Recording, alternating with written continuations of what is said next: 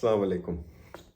میرا نام عاطف عالم ہے اور بس ایک چھوٹی سی بات شیئر کرنے کے لیے میں نے یہ ویڈیو بنانے کی کوشش کی ہے، اور وہ بات شیئر کر لینا چاہیے۔ خوبصورت باتیں، یہ چیزیں سامنے آتی رہتی ہیں۔ تو کل کا ایک بڑا حسین اتفاق تھا کہ میں ایک جگہ انوائٹڈ تھا، تو ہم وہاں پر سب بیٹھے ہوئے تھے ایک لاؤنج میں۔ تو وہاں ایک ٹی وی لگا ہوا تھا جس پہ حسب معمول چیزیں چل رہی ہوتی ہیں۔ تو ایک ڈرامہ تھا جو میرے خیال سے کوئی 2-1 سال پرانا ڈرامہ تھا جو ریلیز ہوا ہے پاکستان میں۔ تو وہ وہاں پر لگا ہوا تھا اور میں نے کیونکہ دیکھا ہوا تھا، مگر یہ بات جو میں آپ کو بتانے جا رہا ہوں، یہ بات میں نے کل دوبارہ فیل کی اور میں نے آج سوچا کہ آپ لوگوں نے شو کروں، مطلب شیئر کروں۔ تو کچھ یوں تھا کہ اس ڈرامے میں ایک سچویشن تھی، اور اس سچویشن میں ایسا ہوتا ہے کہ ایک شخص ہوتا ہے اور اچھا کاروباری ہوتا ہے اور بہت سینئر آرٹسٹ اس پہ کام کر رہے ہیں اس ڈرامے میں۔ تو وہ ایک شخص جو ہے کسی وجوہات کے بنا پہ بہت شدید پریشان ہوتا ہے، جیسے کہ لوگوں کی زندگی میں مسائل آئی جاتے ہیں اور کم زیادہ سب کے ساتھ ہی ہیں۔ تو دکھایا گیا وہ شدید پریشان ہے، بہت پریشان ہے۔ تو وہ اس پریشانی کے عالم میں اپنے والد صاحب سے ملنے جاتا ہے، اور جب اپنے والد صاحب سے ملتا ہے تو ان کو ساری چیزیں بتاتا ہے کہ میں آج ان چیزوں کی وجہ سے بہت شدید پریشان ہوں، آپ دعا کیجیے۔ تو پھر ان کے والد پوچھتے ہیں کہ کیا وہ جو مسائل ہیں ان میں کوئی غلط کام تو نہیں ہو رہا؟ وہ کہتا ہے نہیں ہو رہا۔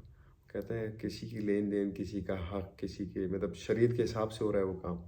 تو بیٹا جواب دیتا ہے بالکل ایسا ہی ہے۔ تو پھر وہ پوچھتا ہے کہ کیا تم نے، اگر ایسی کوئی غلطیاں نہیں ہو رہی تو کیا تم نے اپنے رب سے دعا مانگ لی ہے کہ مجھے اس مسئلے سے باہر نکال دے، اور اس کے سامنے اپنی عذر رکھ دی ہے، اپنی اپلیکیشن رکھ دی ہے؟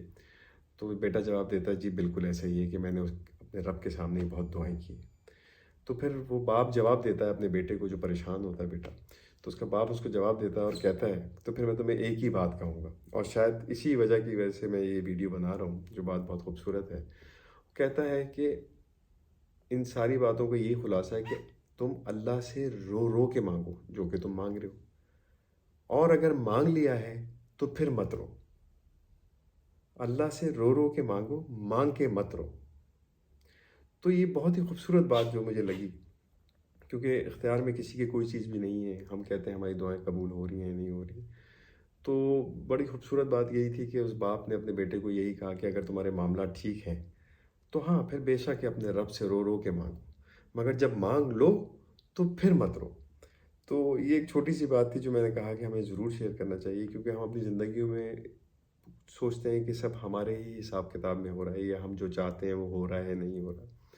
تو جب جیسے ہم کسی کمپنی میں کہیں ہیں تو اپنے باس کے سامنے کوئی اپلیکیشن دیتے ہیں، تو اسی طرح اس کائنات کا مالک جو ہے اس کے سامنے جو اپلیکیشن جاتی ہیں، ان دونوں اپلیکیشن میں فرق یہ ہے کہ شاید دنیاوی اپلیکیشن تو کھو جاتی ہے، مگر جو رب کے پاس آپ کی اپلیکیشن یا آپ کی دعا جاتی ہے وہ کبھی رد نہیں ہوتی۔ وہ اپنے حساب سے اپنے بندے کو نوازتا ہے اور اپنے بندے تک پہنچتا ہے۔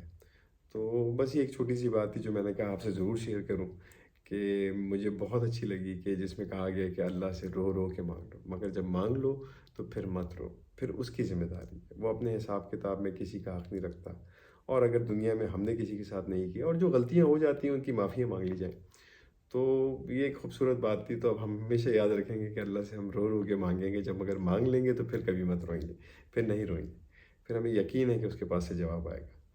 تو بس مجھے بھی دعا میں یاد رکھیے گا۔ تھینک یو ویری مچ، جزاک اللہ۔